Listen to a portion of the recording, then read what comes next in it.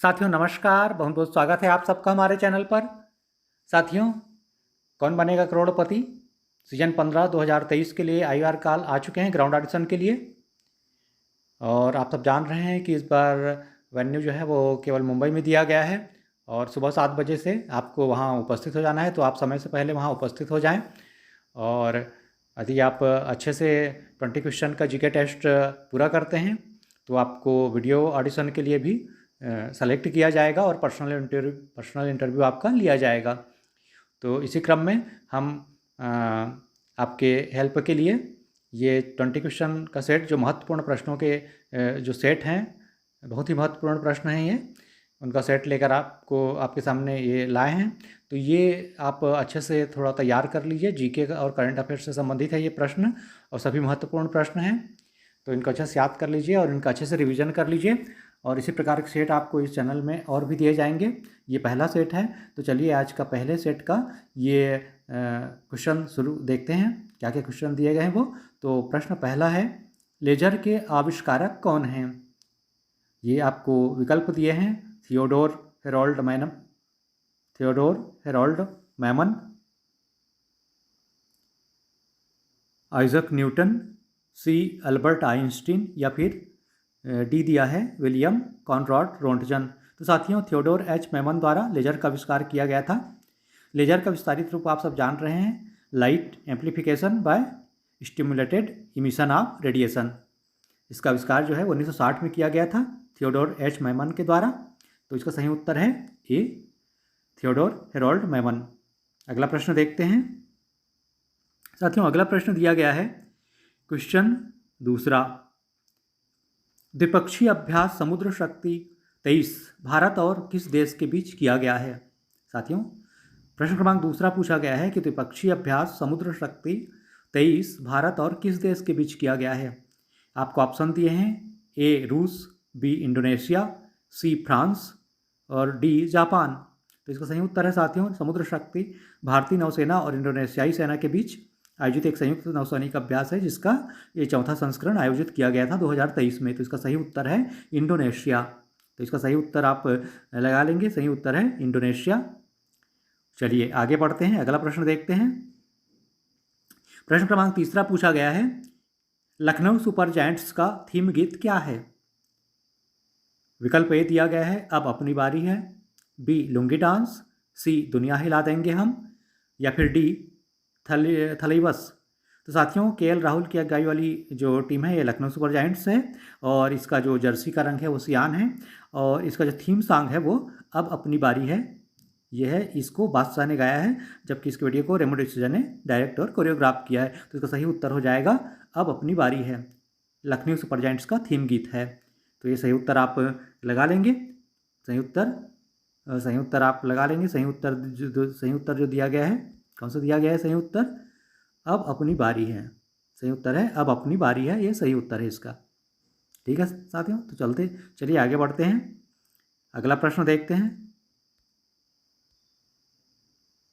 साथियों, अगला प्रश्न पूछा गया है, प्रश्न क्रमांक चौथा, चंद्रमा पर उगाया जाने वाला पहला पौधा कौन सा है? आपको विकल्प दिए हैं, ए गेहूं, बी सरसों, सी टमाटर, या फिर डी कपास। तो साथियों, पहली बार चांद पर जो कपास का पौधा उगाया गया था ना, उसे चीन ने उगाया था। चीन का चैंगे 4 मिशन था, ये 3 जनवरी 2019 को चंद्रमा पर पहुंचा था और उसके जो मून लैंडर है उसी के जरिए कपास और आलू के बीज भेजे गए थे। तो चंद्रमा पर उगाया जाने वाला पहला जो पौधा है वो है आपका कपास। तो कपास इसका सही उत्तर है, सही उत्तर आप सेलेक्ट कर लेंगे। चलिए आगे बढ़ते हैं, प्रश्न क्रमांक 5वां, किसने सबसे पहली बार पृथ्वी को गोल कहा था? साथियों, ये प्रश्न आपने सुन लिया होगा, किसने सबसे पहली बार पृथ्वी को गोल कहा था? तो इसका उत्तर आपको दिए गए हैं, ए केपलर, बी दिया है पाइथागोरस, सी दिया है कोपरनिकस, या ऑप्शन डी दिया है एरिस्टोटल।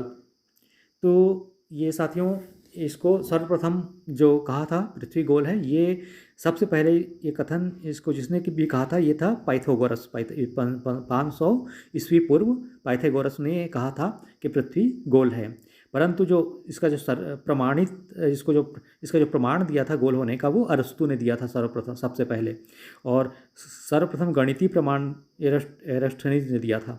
ये ग्रीक वैज्ञानिक हैं जो एरस्टोनीज, इन्होंने सर्वप्रथम गणितीय प्रमाण के साथ ये सिद्ध किया था कि पृथ्वी गोल है। तो चलिए साथियों, ये सही उत्तर आप सेलेक्ट कर लेंगे। इसका सर्वप्रथम जो ये बोला था, जिन्होंने कहा था कि पृथ्वी गोल है, वो थे पाइथागोरस। तो ये सही उत्तर आप सेलेक्ट कर लेंगे। चलिए आगे बढ़ते हैं। अगला प्रश्न पूछा गया है, पौराणिक कथाओं के अनुसार समुद्र मंथन के समय कूर्म अवतार धारण करके किसने अपनी पीठ पर मंदराचल पर्वत को धारण किया था? साथियों, प्रश्न एक बार दोहरा देता हूँ। पौराणिक कथाओं के अनुसार समुद्र मंथन के समय कूर्म अवतार धारण करके किसने अपनी पीठ पर मंदराचल पर्वत धारण किया था?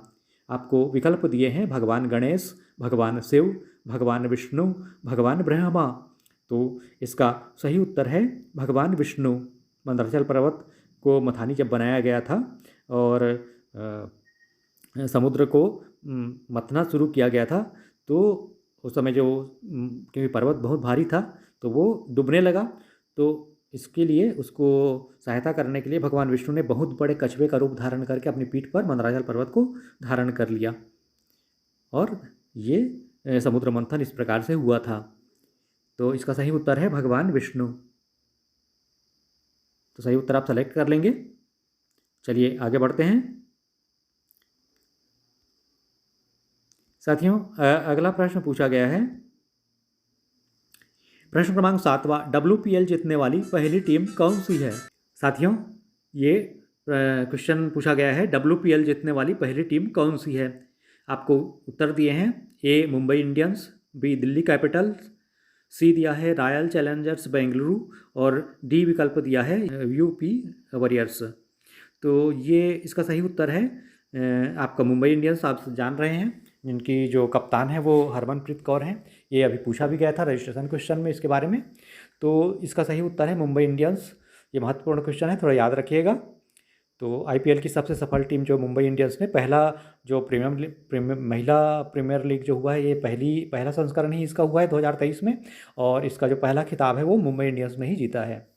और इस टीम की जो कप्तान है हरमनप्रीत कौर, आप जान रहे हैं। तो इसका सही उत्तर आप सेलेक्ट कर लेंगे मुंबई इंडियंस। चलिए अब आगे बढ़ते हैं, अगला प्रश्न देखते हैं। साथियों, अगला प्रश्न पूछा गया है, प्रश्न क्रमांक 8वां, किसी संख्या का 50% कितना होता है? साथियों, प्रश्न पूछा गया है कि किसी भी संख्या का 50% कितना होता है?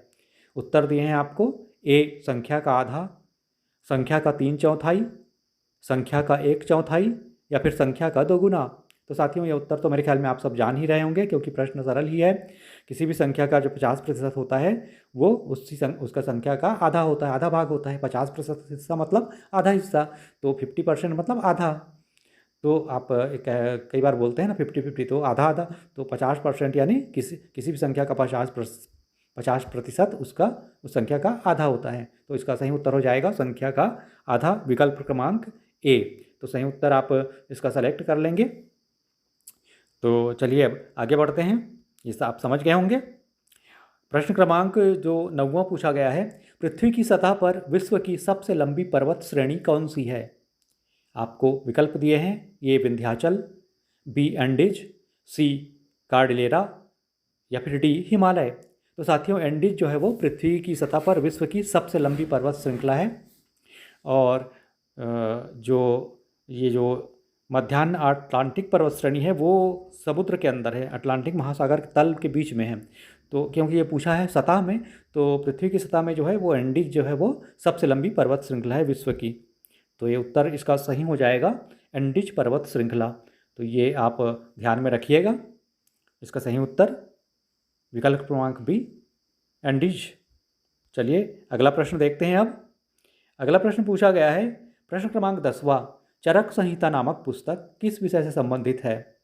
साथियों, आपको उत्तर के लिए विकल्प दिए हैं, ए चिकित्सा, बी ज्यामिति, सी ज्योतिष या फिर डी गणित। तो साथियों, चरक को जो है ना आयुर्वेद का जनक या आयुर्वेद चिकित्सा का जनक कहा जाता है। उन्होंने चिकित्सा पर एक ग्रंथ लिखा है, चरक संहिता, और इसमें बड़ी संख्या में रोगों के बारे में भी बताया गया है और उनके जो उपचार अपन कैसे करते हैं उसके बारे में भी विस्तार से उस पर चर्चा की गई है। तो चरक इसका जो चरक संहिता है, इसका जो विषय है वो चिकित्सा है, चिकित्सा से संबंधित ग्रंथ है ये चरक संहिता। तो इसका सही उत्तर हो जाएगा चिकित्सा। तो सही उत्तर आप सेलेक्ट कर लेंगे। चलिए अब आगे बढ़ते हैं। अगला प्रश्न जो पूछा गया है, प्रश्न क्रमांक 11वां, सर्वप्रथम भारत रत्न पुरस्कार प्राप्तकर्ताओं में निम्नलिखित में से कौन शामिल नहीं है? आपको विकल्प दिए हैं, ए चंद्रशेखर वेंकट रमन, बी दिया है सी राजगोपालाचारी, सी दिया है सर्वपल्ली राधाकृष्णन, या फिर डी दिया है सरदार वल्लभ भाई पटेल। तो साथियों, इसमें जो सरदार वल्लभ भाई पटेल हैं उनको शुरू में भारत रत्न नहीं मिला था, 1954 में जो मिला था वो उनमें जो शामिल थे वो हैं चंद्रशेखर वेंकट रमन, सी राजगोपालाचारी और सर्वपल्ली राधाकृष्णन। तो ये जो तीन हैं ऊपर के तीनों, ए बी और सी, इन तीनों व्यक्तियों को दिया गया है। जो सबसे पहले भारत रत्न दिया गया था 1954 में, वो दिया गया था डॉक्टर चंद्रशेखर वेंकट रमन जी को, भारतीय स्वतंत्रता कार्यकर्ता और वकील सी राजगोपालाचारी जी को, और भारत के पहले उपराष्ट्रपति सर्वपल्ली डॉक्टर राधाकृष्णन जी को। तो इसमें सरदार वल्लभ भाई पटेल इसका सही उत्तर हो जाएगा। तो चलिए आगे बढ़ते हैं। साथियों, प्रश्न 12वां पूछा है, अफ्रीकी देश सूडान में फंसे हुए भारतीयों को वहां से सुरक्षित निकालने के लिए कौन सा ऑपरेशन चलाया गया? आपको विकल्प दिए हैं, ए ऑपरेशन दोस्त, बी ऑपरेशन मैत्री, सी ऑपरेशन गंगा, या फिर ऑपरेशन कावेरी। तो साथियों, संकटग्रस्त सूडान में जो फंसे भारतीय थे उनको सकुशल बाहर निकाला गया है, और इसके लिए भारत सरकार द्वारा जो चलाया गया ऑपरेशन है उसका नाम है ऑपरेशन कावेरी। ऑपरेशन कावेरी के तहत ये उनकी मदद की गई थी, जो सूडान में जो भारतीय वहाँ फंसे हुए थे अफ्रीकी देश में, क्योंकि वहाँ पे हिंसा भड़क उठी थी। तो उनको निकालने के लिए जो ऑपरेशन चलाया गया था उसका नाम था ऑपरेशन कावेरी। ऑपरेशन कावेरी इसका सही उत्तर है, विकल्प क्रमांक डी। तो आप सही उत्तर सेलेक्ट कर लेंगे। चलिए आगे बढ़ते हैं, अगला प्रश्न देखते हैं। साथियों, अगला प्रश्न पूछा गया है, प्रश्न क्रमांक 13वां, किस राज्य या केंद्र शासित प्रदेश के नगरी दुबराज चावल को 2023 में जीआई टैग दिया गया है? साथियों, प्रश्न एक बार दोहरा देता हूँ, किस राज्य या केंद्र शासित प्रदेश के नगरी दुबराज चावल को 2023 में जीआई टैग दिया गया है? आपको विकल्प दिए हैं, ए लद्दाख, बी असम, सी छत्तीसगढ़, या फिर डी झारखंड या फिर विकल्प डी दिया है झारखंड। तो साथियों, इसका सही उत्तर छत्तीसगढ़ है।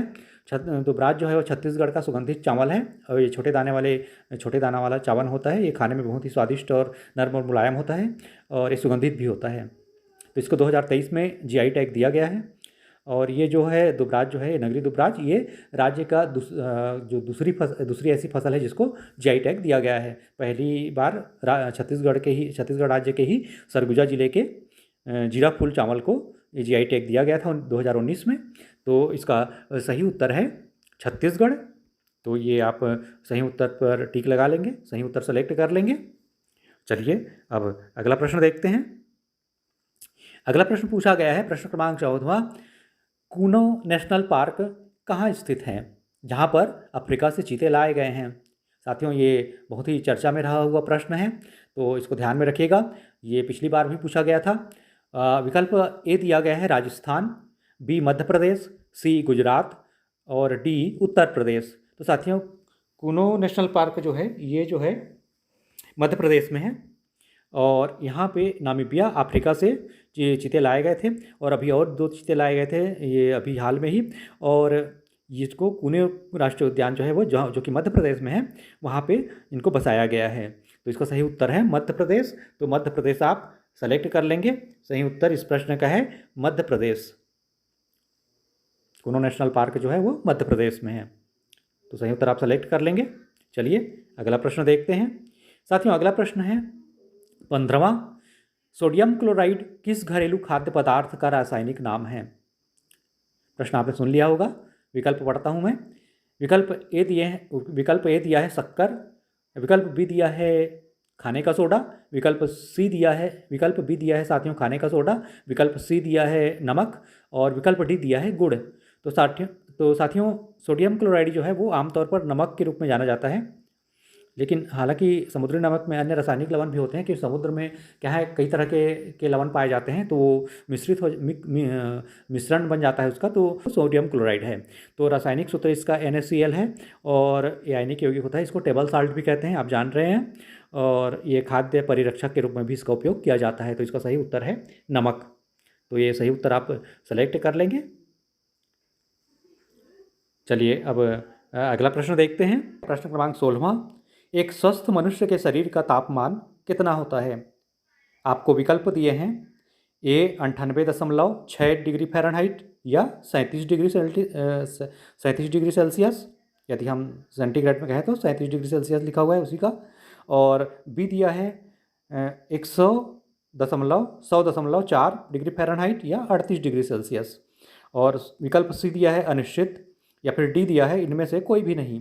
तो साथियों ये आप जान रहे हैं कि स्वस्थ मानव शरीर का जो सामान्य तापमान होता है वो 98.6 डिग्री फ़ारेनहाइट होता है, यानी कि 37 डिग्री सेल्सियस। इसका सही उत्तर हो जाएगा विकल्प क्रमांक ए।